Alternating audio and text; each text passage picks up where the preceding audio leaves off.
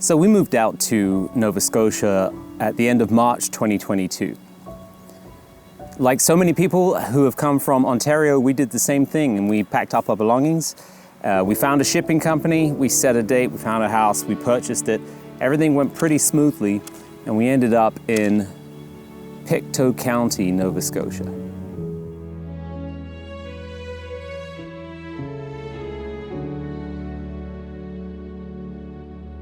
We'd never been here before, to this part of the world, to this part of the province.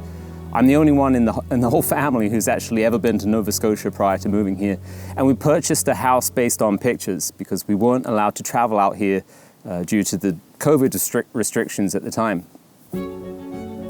So in kind of blind faith, we purchased this property thinking it would fit all our needs, and we moved out here and found that it does just that. We couldn't be happier. This place is amazing. The community that we have, the environment that we're raising our children in.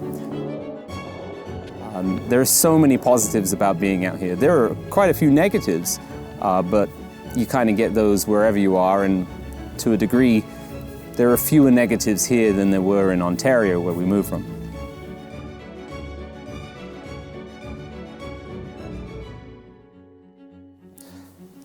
The first thing that we got when we moved here was a freak snowstorm, and we had nothing but blow-up mattresses. We only had really just the clothes on our back, and there was nothing that we could use to dig out the 120-foot-yard driveway that we have from the 3 foot of snow that piled up overnight. My neighbor has a pickup truck with a snowplow on the front, and he helped us out. I think that was just a heads up on what's coming this winter. But right now it's still technically spring, it isn't even summer yet, and we've been busy putting in a garden, a veggie patch, and just making the place a little bit more presentable, painting the house, making it more ours. And that's amazing that it is ours. This is the first home that we have ever purchased. And so just that feeling that we own something. This is just under 2 acres of property in the middle of, rural Nova Scotia. It's kind of a dream.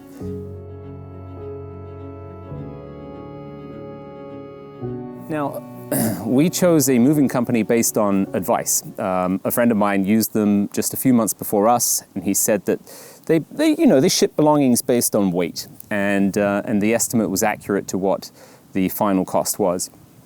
In our case, it did not work out that way at all. You see, they have a nice website where you can list your items like a chair or a couch or a bed, etc. They also let you pick from different size boxes like small, medium, and large. But what they don't estimate is what they're charging you by, the weight of your items. So our first estimate was under $4,000, which for a 3-bedroom townhouse that we moved from sounded like a great deal. Well, it was a terrible estimate. I thought we only had 50 or so large boxes in our furniture. It turns out we had over 200 boxes of various sizes.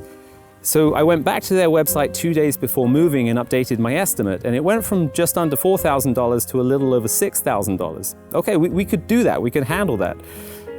It was closer to what I thought it would cost anyway, and knowing almost precisely the number of items that we had, I felt we wouldn't be in for any surprises. But I was wrong. We were sitting in a Chinese restaurant in Montreal after already packing everything up and loading our car when I got an email for the weight-based price. It was nearly $9,000. So, choking on my chow mein, we just had to basically accept the fact we were going to spend that amount of money. Our belongings were in their hands and we couldn't get them back unless we paid for them. So when you're picking a moving company, you really have a choice of going by the weight of the truck or just by a set rate. And if I was to do it again, personally I would just rent the truck and do it all myself, but that's because I'm cheap. But I would probably go with a fixed rate because that would be, I know that would be the rate at the end of the day. Just as a little bit of a backstory, I'm British originally. We're all Canadian now, but I'm British, my wife is American, and our kids are a mix. We lived in Ontario for 10 years, and we'd had enough of living in suburbia, and we wanted to live in the countryside. That's exactly where we are now, and 2 weeks after we arrived here, with all the sort of great feelings of owning something and being in the location that we were happy with, and a great environment for raising the kids and everything. I get a letter from US Immigration saying that my green card is being approved. And we pretty much have to move at some point this year or early next year to the US, despite having found the home that, you know, we've been wanting the last 10 years we've been living in Canada. This is what we've been looking for. So there's more to come, basically. There's going to be more to this story, but I want to tell you exactly what it's like for us, to explain the pros and cons, what the electricity bill will be like when it arrives in a couple of weeks, what the beaches are like, what the people are like, just what the province of Nova Scotia is like. That's the whole point of this channel, is to give you a little insight into life in the country here. Living here amongst people who, you know, have the last name such as Murray, Mackenzie, Fraser, you know, the general underlying current of Scottish culture permeates Nova Scotia. To me, that kind of brings me a little bit back home in terms of being British.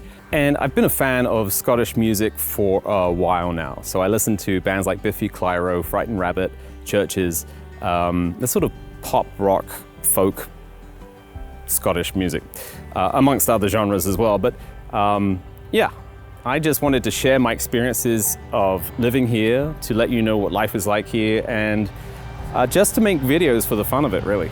So if you like this sort of content, if you want to see more of this content, then, you know, subscribe. And every subscriber kills a black fly. Environmentalists, that's just me being silly. Anyway, so yeah, thank you for watching, and stick around and I'll show you some more of Nova Scotia.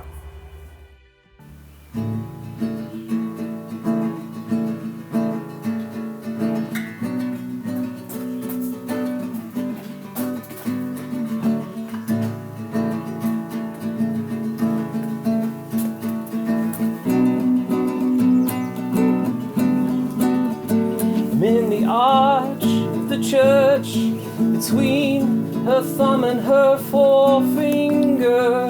I'm a worshipper, zealot king, cursed, a devotee of the heavy golden dance she does.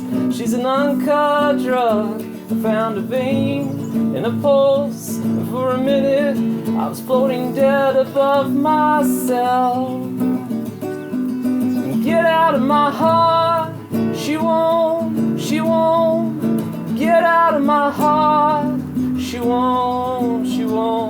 Saw a glimmer in the dark, and now I know she won't get out of my heart, she won't.